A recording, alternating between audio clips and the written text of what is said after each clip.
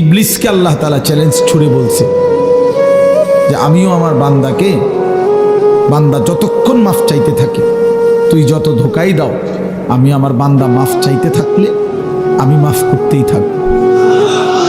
এটা বহুত সুন্দর কথা, আজীব কথা, আজীব কথা। বান্দা যতক্ষণ আস্তাগফিরুনি, যতক্ষণ বান্দা আমার কাছে মাফ চাইবে আমি তার কাছে বান্দাকে মাফ করতে থাকব। এজন্য এক মুমিনের হতাশ হওয়ার কিছু নেই, মুমিন হতাশ হওয়ার কিছু নাই। ওয়াল্লাযীনা ইযা ফাআলু ফাহিশাতান আও যালামু আনফুসাহুম যাকারুল্লাহ ফাস্তাগফিরু লিযুনুবিহিম ওয়া মান ইয়াগফিরুয যুনুবা ইল্লাল্লাহ ওয়া লাম ইউসিররু আলা মা ফাআলু ওয়া হুম ইয়ালামুন।